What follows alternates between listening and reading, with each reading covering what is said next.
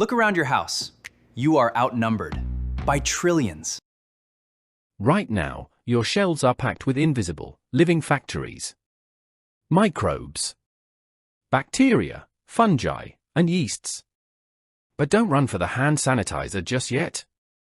Today, we aren't talking about the germs that make you sick. We are talking about the microscopic heavy lifters that we invitationally bring into our homes.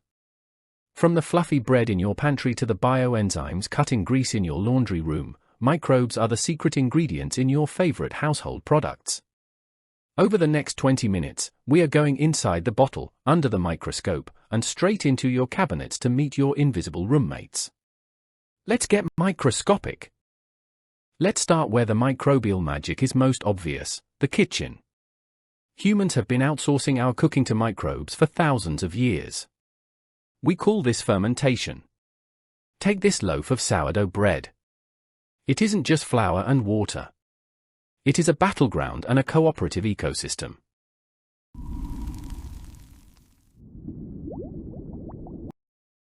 Standard bread uses commercial baker's yeast, Saccharomyces cerevisiae.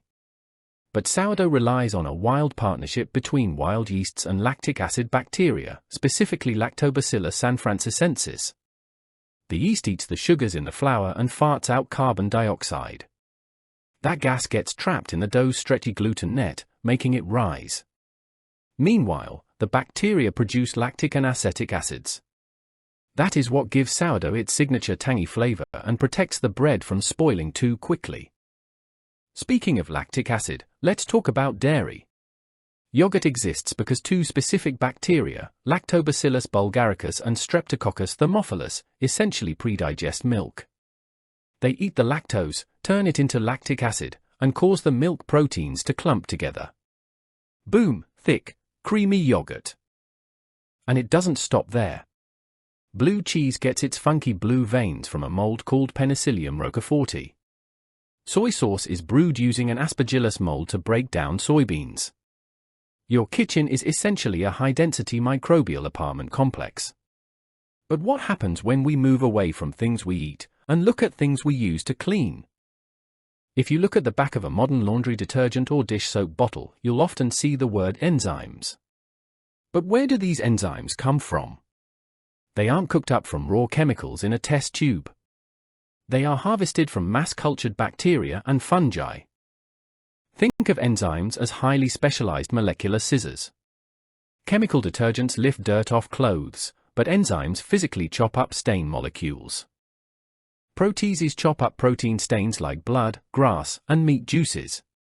They are typically sourced from a bacterium called Bacillus subtilis. Amylases break down starches from spaghetti sauce or chocolate syrup. Lipases devour fats, oils, and grease. Lately, a new trend has taken over the cleaning aisle: probiotic cleaners.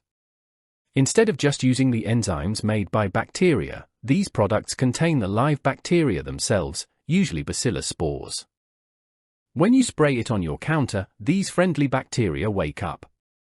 They eat the microscopic trace fats and sugars left behind in cracks and crevices, starving out harmful bacteria like Salmonella or E. coli. It's literal biological warfare on your kitchen counter, and the good guys are winning.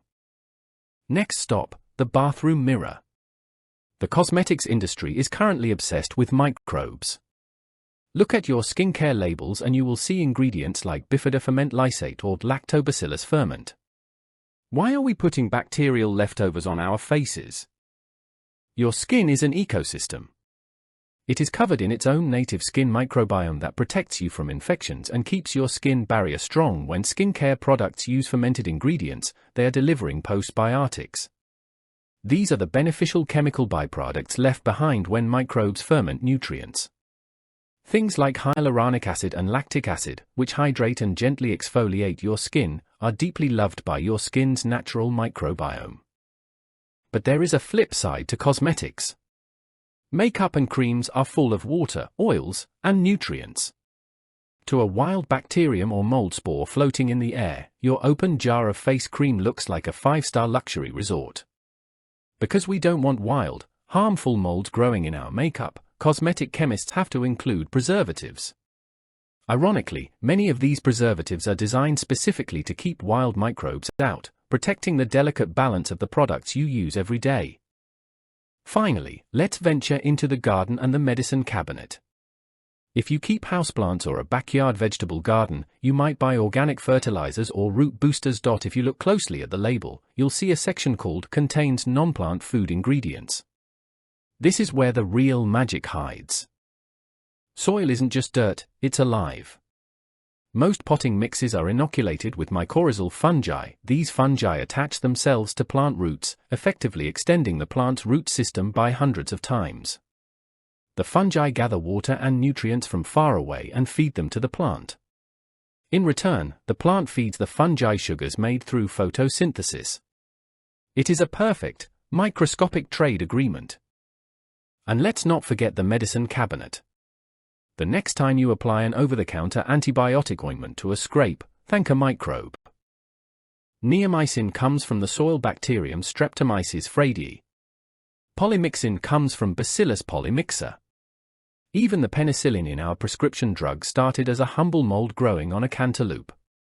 Our modern healthcare system is deeply indebted to the defensive weapons microbes created to fight each other. So, what have we learned today? We tend to think of our homes as sterile boxes designed to keep nature out.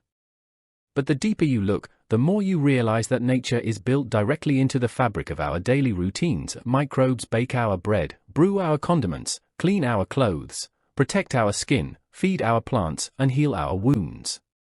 They are the ultimate biological factories, efficient, sustainable, and endlessly creative. The next time you wash a load of laundry, eat a bowl of yogurt, or moisturize your skin, take a second to thank the trillions of microscopic roommates working around the clock to make your life just a little bit better.